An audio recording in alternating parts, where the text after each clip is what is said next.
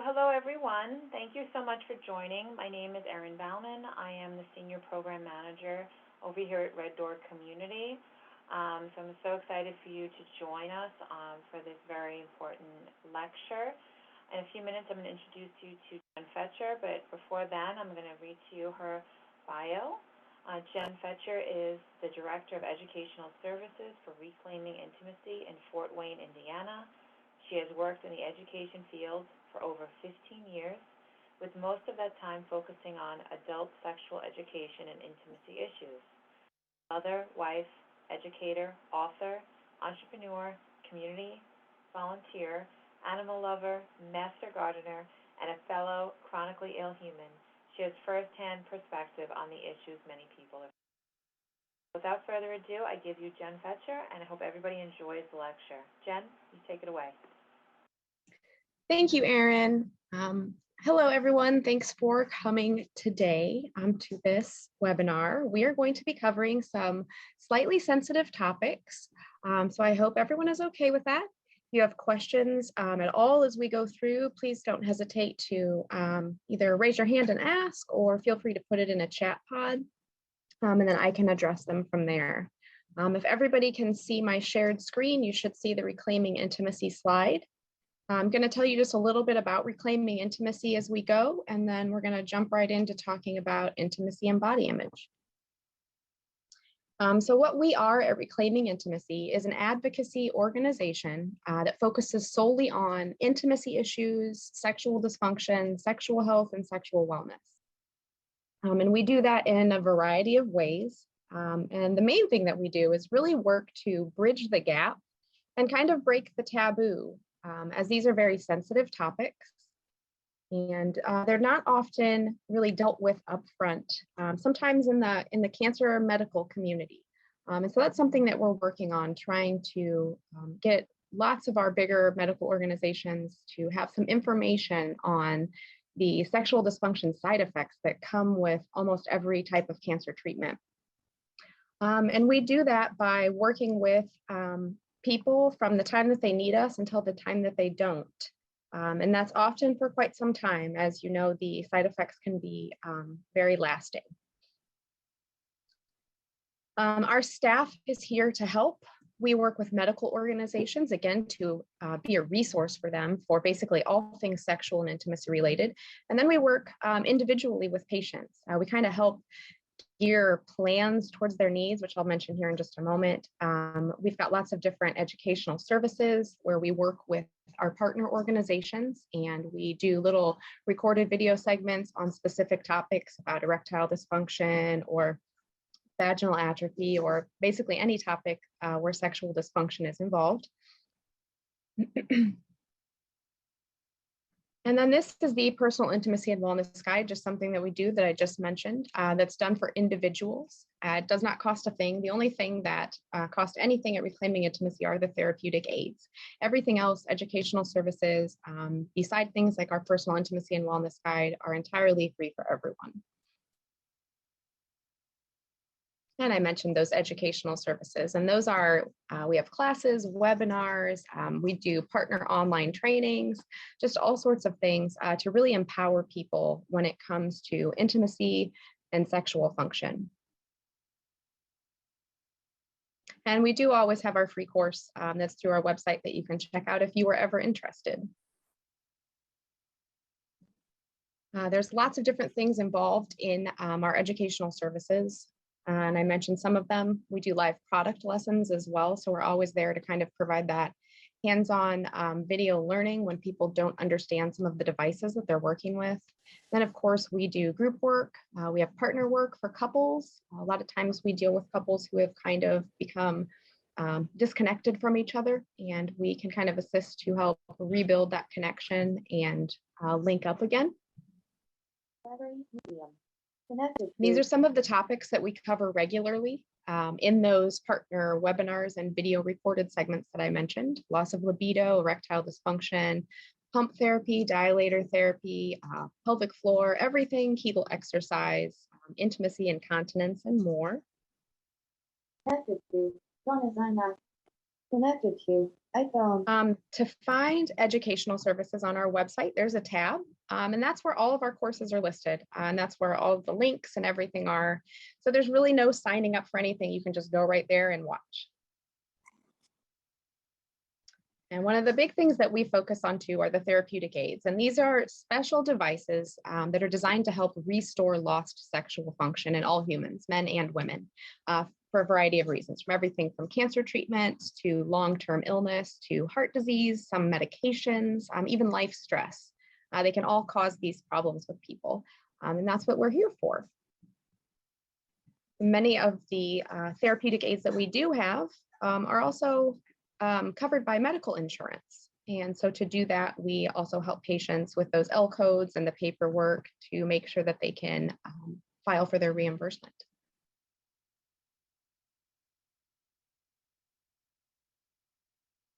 I'm just checking the chat pod, just one moment here. The link for our classes is on our website. Our website is reclaimingintimacy.org. And there's a tab on the page that'll say educational services, and you just click that. Here's a bit of information then, as I mentioned, the insurance filing for some of the products. Sometimes with some of these products that are designed for sexual function and wellness, they can be often confused with what's also called sex toys. Those type of devices are not covered by insurance for things. So that's something that we always remind patients when they're out there looking for the devices they might need, that they want to take that into consideration when they're purchasing or getting ready to use, just so that's not a surprise for them later. And another thing we do is our free monthly open house. Once a month, we open our webinar room and anybody can come in and ask questions, work on connections, learn about our organization, just things like that. We also have memberships on our website. Those are free. Basic membership is just signing up with your email, and those who end up with one of our devices automatically get a VIP membership, which just includes a few more perks and things like that. I will be sending this presentation too, as she is recording it, but sending it to Erin as well. So if anybody needed it, that they could see it. There's all our contact information, should anyone need that. And we'll jump right into part one, intimacy and body image. We always start with defining intimacy because it's so different for so many people. I've spent a lot of time working in the sexual education field, and asking people what intimacy means often ends with people telling me that it means sex. And that's just not true. Intimacy is not sex. It is not just intercourse. Intimacy can happen during those things, but intimacy is actually, as the dictionary defines it on this slide, the state of being intimate, very warm and friendly, something of a close personal nature. Intimacy is our deepest feelings, our innermost thoughts, those things that we kind of hold back sharing before we're really comfortable with someone. There's lots of questions that will pop up here in bold during the presentation. And if you'd like to answer them, you can, you do not have to.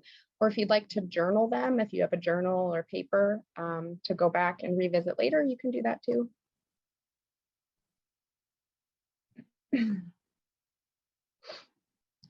The importance of intimacy in a relationship is huge. And we're not just referencing your marital relationship or partner relationship. We're talking about your relationship with yourself first, with your children, with your friends, with your family, with your coworkers, even with your medical care team. And each of those relationships requires different types of intimacy. And we're going to talk about a few of those main types of intimacy in just a minute. But intimacy is derived from the Latin word intimus, which means inner or innermost.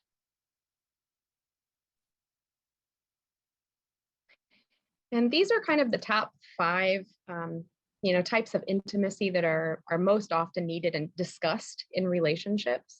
You've got physical intimacy, which is obviously touching. It can lead to intercourse, but it's also just holding hands and cuddling and even just that skin to skin, sitting closely next to each other.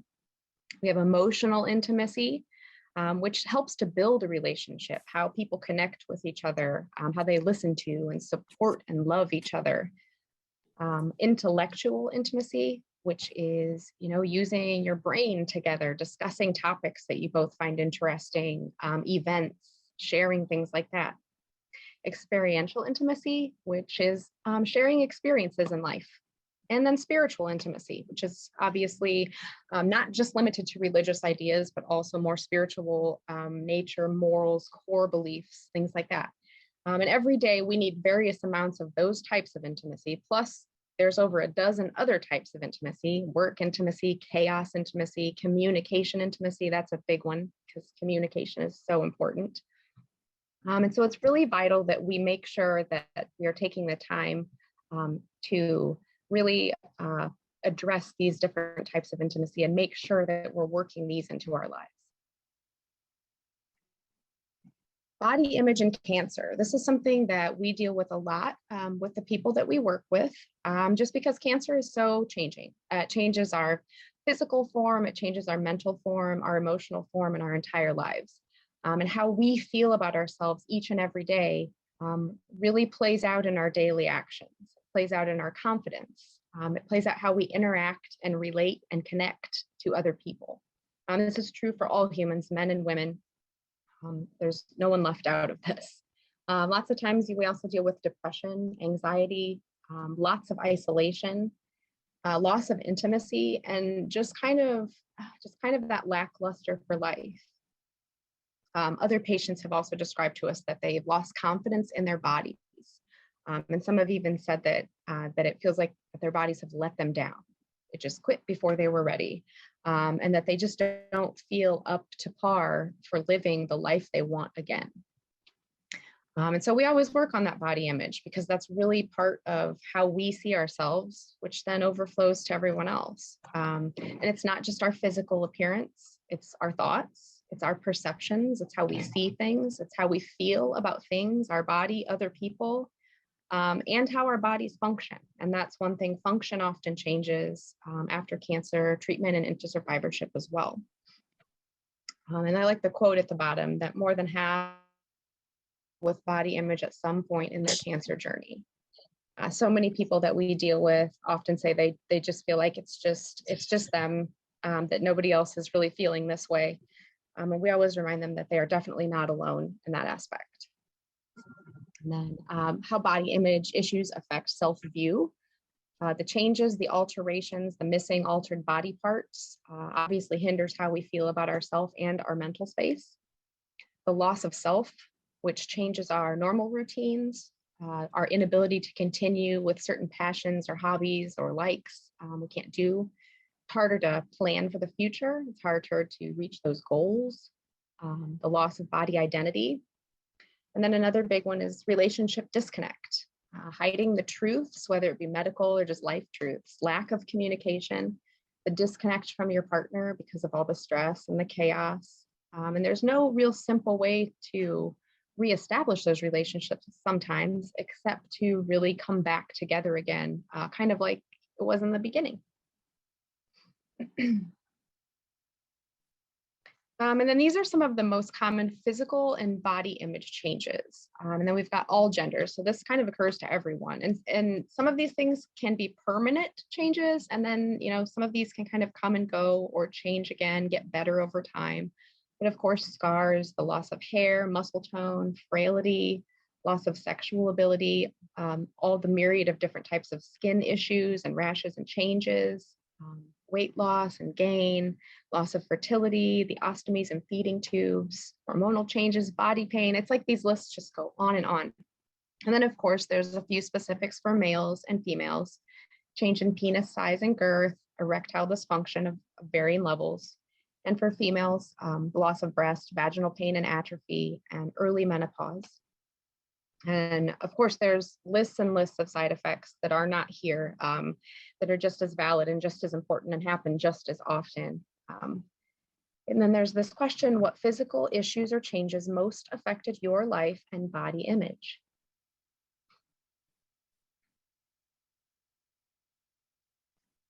We also offer some behavioral health and life tips for improving body image, because a lot of times we run into people who are just kind of stuck and they're not really sure where to turn.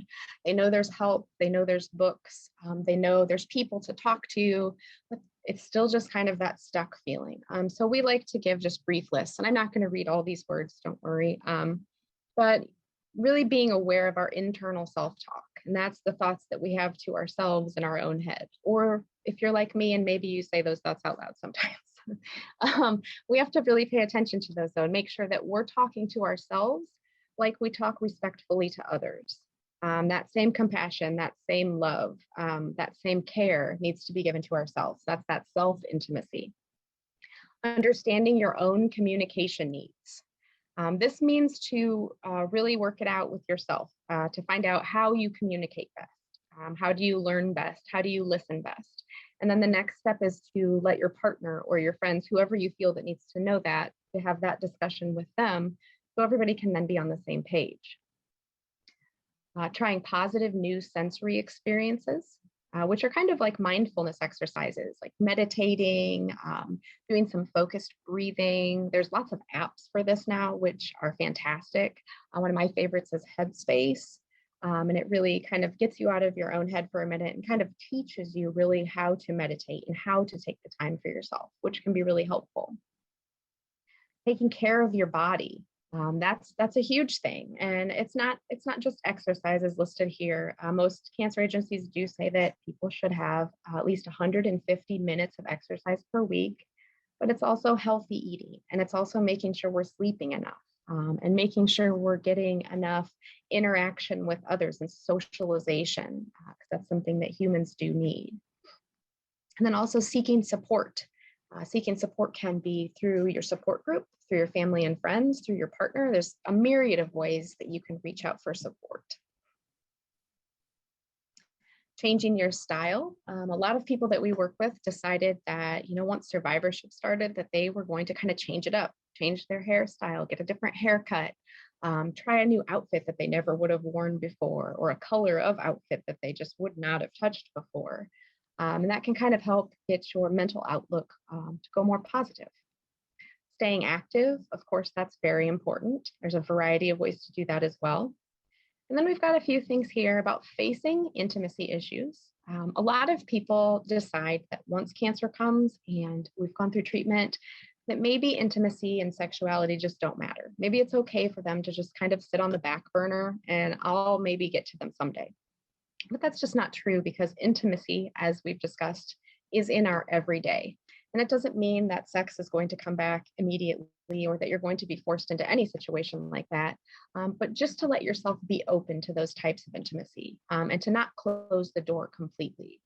And know that there are ways to reclaim the intimacy and to get back the desires and needs in regard to intimacy and sexuality that you want. Try intimacy without intercourse. Because remember, intimacy is not solely intercourse. There's all sorts of intimate situations: cuddling on the couch, gentle massage, going outside together, taking a walk. If you need some self-intimacy, then take a bath, watch your favorite movie, get your favorite snacks. That's all self-care. All of this counts. And the last says, own and hold your boundaries. Understand that you are in charge of when and how you discuss your cancer, illness, or issues with your partner or anyone. Disclosure is a big topic that we deal with at Reclaiming Intimacy. A lot of people feel pressured to share what's going on in their lives. Some people put extra pressure on to really get those details out. And we always like to remind people that that's entirely up to you. You do what you're comfortable with, you share what you're comfortable with, and patience is key. If anybody has any tips or suggestions for others on improving body image, you can share them if you'd like. The importance of self-care. Self-care we've talked about a few times, and it's totally different for everyone. What I like, someone else will not, and what you like, someone else will not. But it's very important that we take and make this time to spend with ourselves, for mental health, for our physical health, for our emotional health. And just some examples that are on here of self-care activities: just pampering yourself. Some people get their nails done or their hair done. Some people go on new adventures, outdoor adventures, indoor adventures. Some people make new friends, start new relationships. A lot of people journal. Some people work very hard on their diet plan and trying to get better sleeping habits.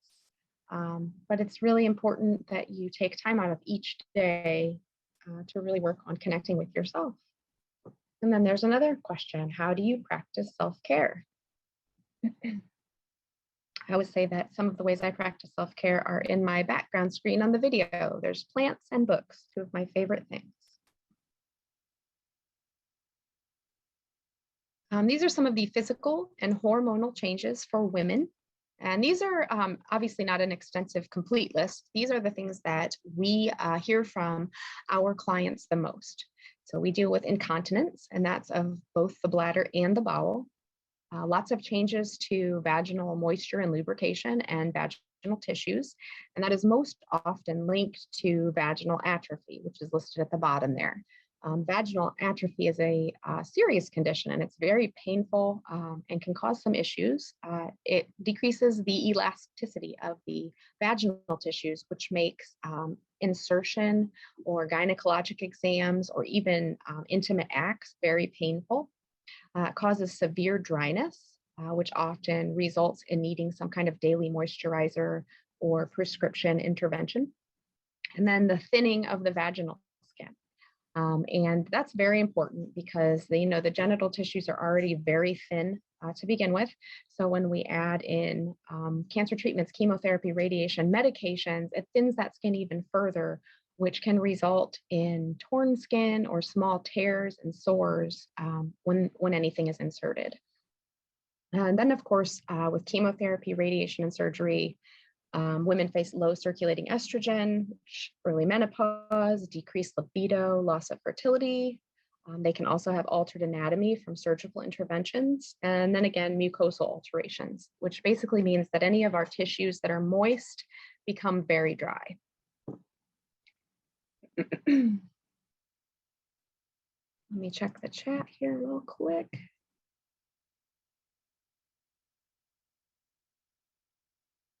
I'm going to answer that question in just a minute. I did see it though. The physical and hormonal changes for men, kind of the same list, just a little bit different. Again, incontinence, bladder and bowel, changes to their normal sexual function.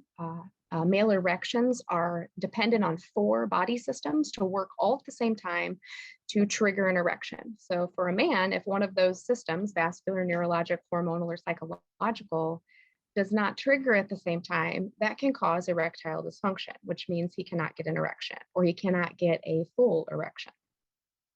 Men can also face surges of testosterone, loss of sensation, penile pain, and then all of the declining functions with cancer conditions, and some even with age, which again, erectile dysfunction and occasional partial or complete loss of libido, and then ejaculation issues, which is actually called ejaculation dysfunction, which can be early, delayed, or absent. And if people are having these kind of troubles, we always remind them that they can always talk to their medical care team, gynecology, urology, or someone like myself that's a sexual health expert. Part 2 is sexual dysfunction. And so here we're going to discuss some of the most common sexual dysfunction issues for men and women, and the therapies that match them that you can do in the privacy of your own home, and the things you should kind of look for when it comes to devices and just beginning with things like this. So sexual dysfunction is basically any problem that results in a person not being able to complete their intimate or sexual act. And it occurs for so many reasons. Damaged body parts, cancer, illness, medications, life, hormone changes, aging, and the list is just endless and ever growing. There are stats that say that most humans will actually experience some form of sexual dysfunction in their lifetime. It doesn't mean it will be permanent, and it doesn't mean it will last forever, but occasional bouts of sexual dysfunction are very common for both men and women. The bottom line for improving and reclaiming your intimacy is to give yourself time to heal and practice self-care by making sure that you spend time on every level of rebuilding and reclaiming your life. Couple more questions. what sexual dysfunction side effects are the most difficult for you to live with. And then before today, were you aware that there are options for helping with sexual dysfunction issues?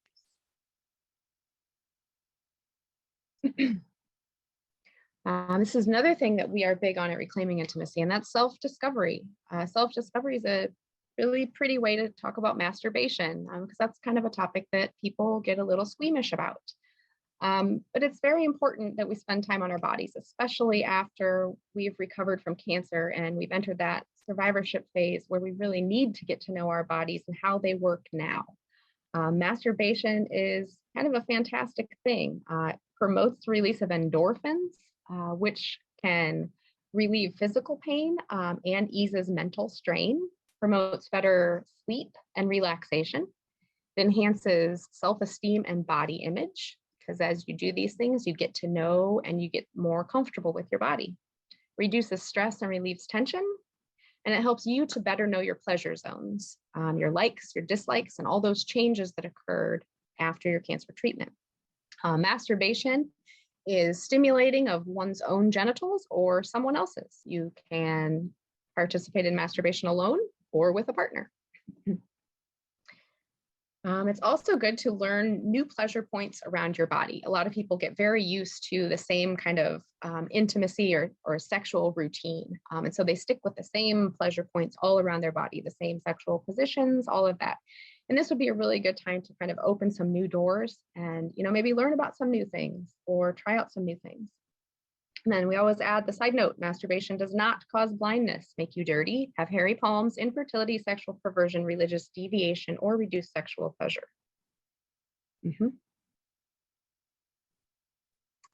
All right, we're going to jump into those holistic therapies that I mentioned, and they are laid out here: Kegel exercise therapy, dilator therapy, breast and chest massage therapy, erectile dysfunction therapy, and prostate massage therapy.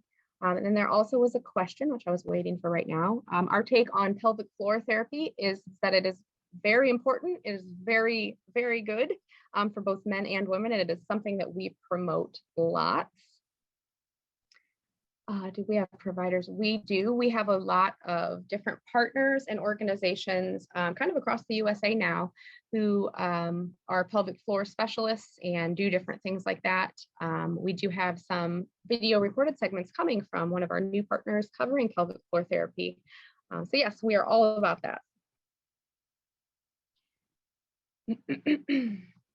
And then with each therapy, we're going to show kind of the matching device that goes with it. Now, with these devices, there's lots of different types out there. So I try to cover all of the important details so a person would know kind of what to look for when they're doing their own investigating on things they might need. So of course, Kegel exercise therapy, as I just mentioned, pelvic floor therapy. This is what's done to strengthen the pelvic floor.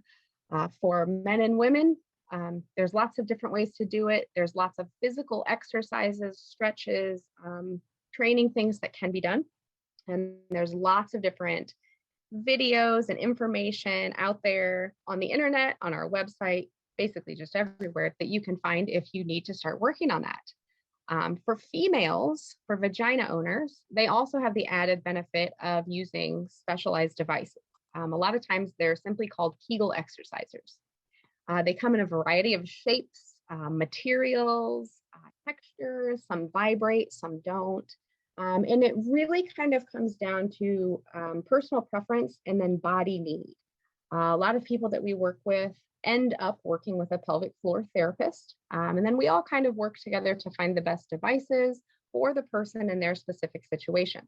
These devices are used and they are put into the vagina and then held in place for a certain amount of time, usually 10 to 15 minutes, multiple times a week. Some people like to do it more, some people like to do it less. We always say that you should always be using a lubrication if you're doing Kegel exercise therapy with a device inside the vagina. If you look at the picture of the strengthen, you can see kind of the bulbs on the end, and then you see a long, thin safety cord.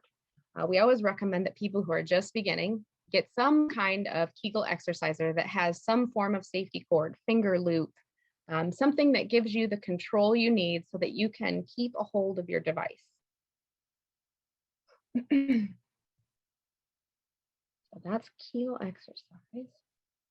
Anybody have any questions about that? Take a quick drink. Okay. The next is dilator therapy. Dilator therapy is used to help ease pain and discomfort in the vagina, helps to stretch tissues to make them pliable again, works those muscles, the vagina walls. All of this action helps to restore natural pliability and natural function. Dilators have been around for a very, very long time. Many gynecologists and urologists do discuss these with their patients, although sometimes they don't always give the best dilator sets or advice to their patients. As we mentioned, genital skin is fragile. Genital skin on chemo, radiation, and treatment is extra fragile. So using plastic or glass dilators can be a very risky thing. Dilators should also always be used with a lubrication. Dilator therapy is done similar to Kegel exercise in that it's done 10 to 15 minutes multiple times a week.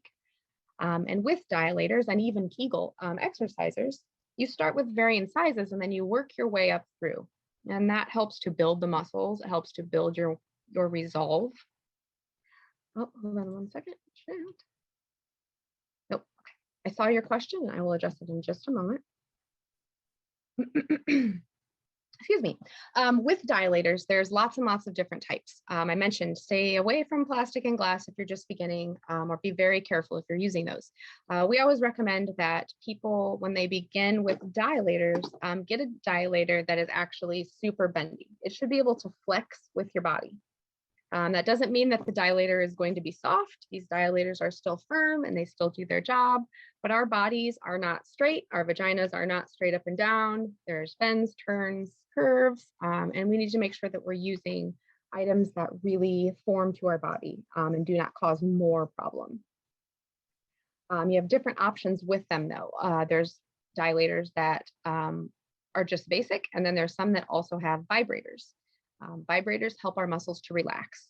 So for our clients who are a little hesitant, they've never done anything like this, never used a device like this before, sometimes those with vibration can help calm them and relax them. And as kind of a bonus addition, sometimes then can end up bringing a bit of pleasure. So those are some different options there. Dilator therapy is also something really commonly used by vagina owners to help ease the pain of gynecologic exams. And for things like that, dilator therapy isn't necessarily done quite as often, but still regularly to keep everything open and pliable. And these are examples of dilator sets. And again, kind of like the Kegel exercisers, if you're just beginning, you're going to want a dilator that's got a finger loop, that's got a safety string, that's got something so that you can hold on to it easily. When you're using lubrication in the genital area, things get a little slippery. So it's just a little more secure for people who are just beginning.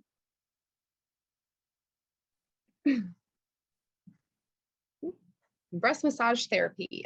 Breast massagers are sort of new. It's been about 4 years since they started coming out, designed for medical need. And this one specifically is designed to be worn in the bra or a chest binder after a chest or breast surgery to help relieve pain and to kind of draw blood flow back into those muscles and nerves and kind of help wake things up again.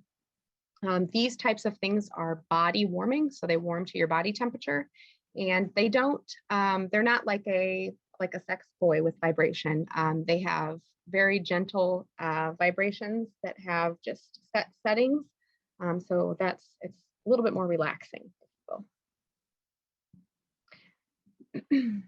And the way this is designed, it can be put across the chest on both breasts or where both breasts were, or it can be folded and cupped for one side or the other side.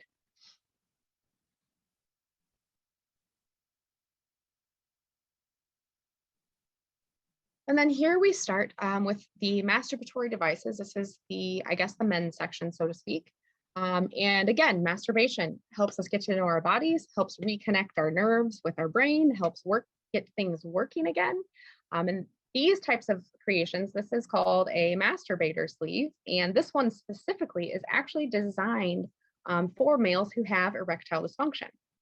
So this magical machine can actually ejaculate a flaccid penis. A penis does not have to be erect to be able to feel all the pleasure or to have an orgasm.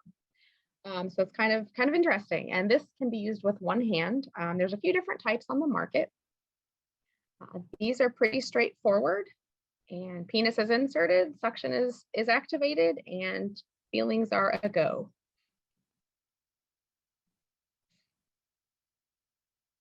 Vacuum pump therapy. This is therapy that's been widely recognized for quite some time. There are lots and lots of different types of pumps on the market. I'm going to talk about two of the main types here in just a moment. But one thing we always like to touch on is who should not be using a penis pump without discussing with their doctor first. And there's a small list of people who definitely need to check in with their doctor. Now, it doesn't mean that they cannot use them ever. It just means that they need to be a little bit more careful with their situations before using it.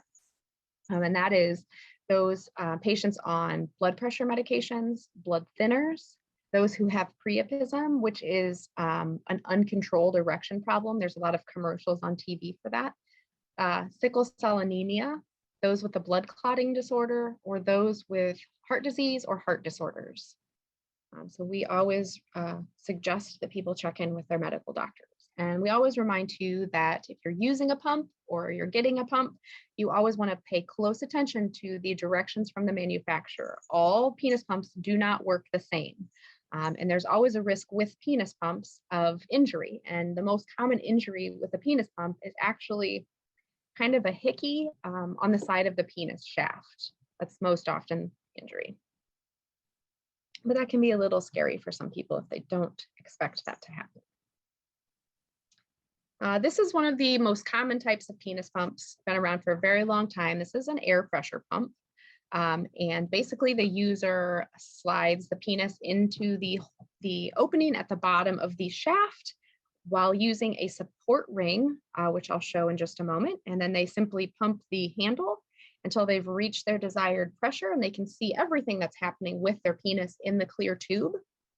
And then they simply leave the ring on the base of their penis and slide the pump off, thusly creating an erection. This is not a permanent erection. This does not create permanent changes. It creates a temporary erection for use. Lubrication should be used with pumps as well. And this is another type of pump. Get the screen lined up here. Water pumps. These are kind of nice now. These are very gentle. They utilize warm water to kind of stimulate the penis and to help build pressure to thusly create that erection. These can also be used with just air, so these are kind of dual purpose. Water pumps are very size specific. So regardless of the brand, regardless of the type, you always want to pay attention to the penis size requirement on these. And that sounds a little silly, but like these two, one is for 3 to 5 inches when erect, and one is for 5 to 7 inches when erect. And that's very important because that will give more room for growth of girth and size when you're pumping.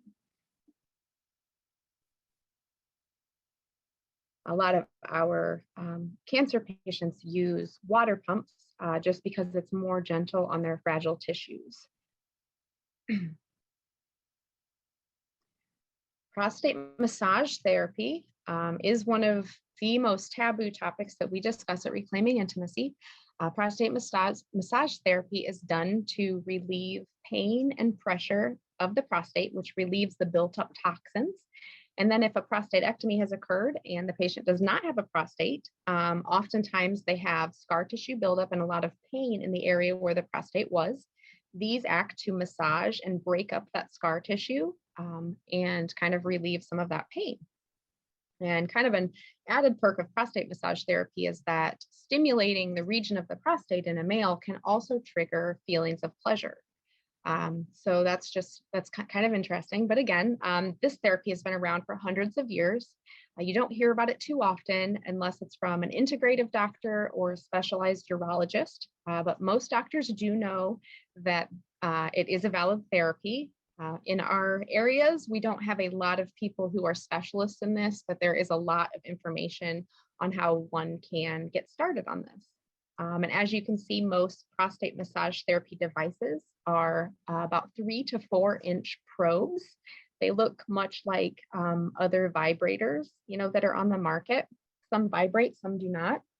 And the different textures, shapes, and sizes of those create different stimulating feelings in the prostate area.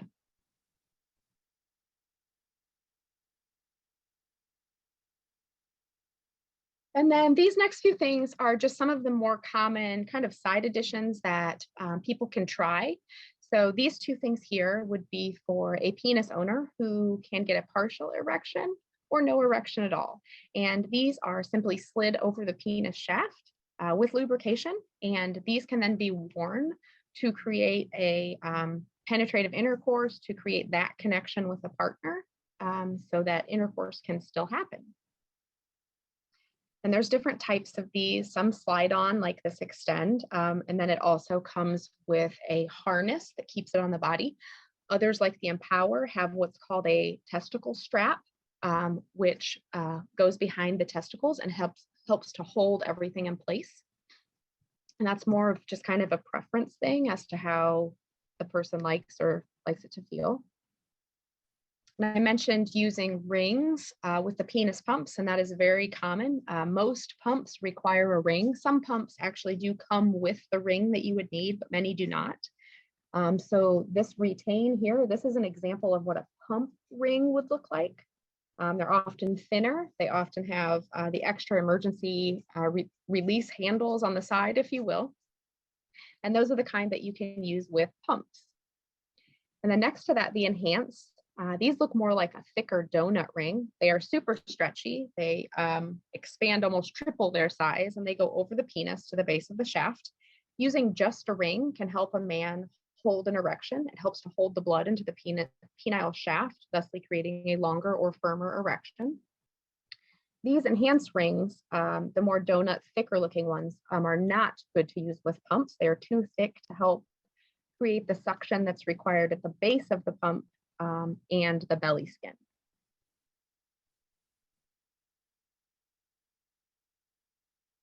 I've mentioned lots of times about lubrication. We just like to touch on lubrication.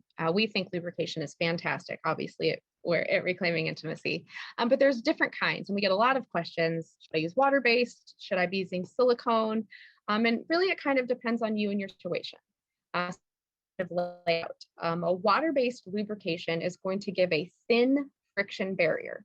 It's not going to last as long, especially if there's water involved. It will not last for barely any time at all, just because its makeup is water, so it will just wash away with it. A silicone or silicone hybrid lubrication is going to give you a thick friction barrier. It's going to last longer, even in water. So if you are having skin issues, sensitivities, if you're super, super dry, cracking skin, painful, a silicone lubrication would be your better bet.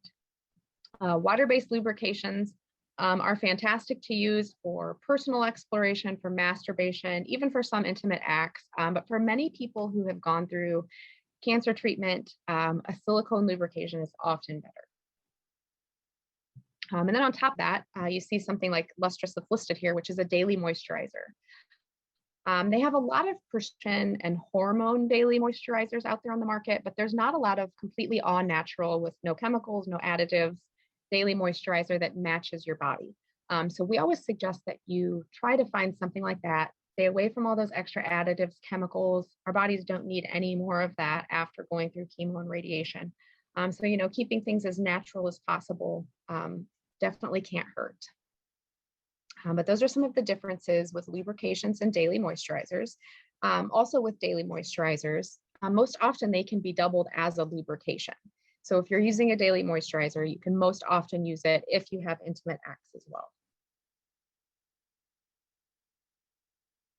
Device cleaner. It's super important that any type of sexual device that you have, whether it be a sex toy, whether it be something medical, is always kept clean. Always using those therapeutic aid cleaners, making sure you're following the directions on the therapeutic aid cleaner.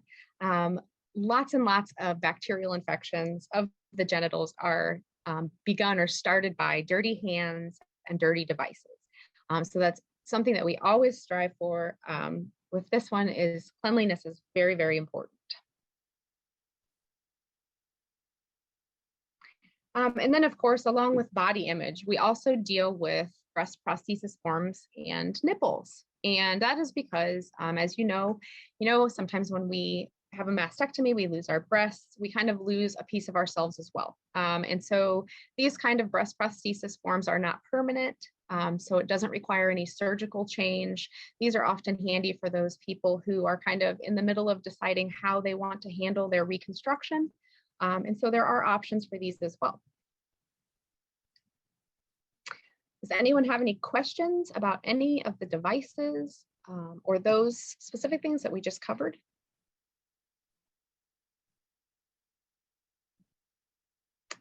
And we always like to talk about safe sex too.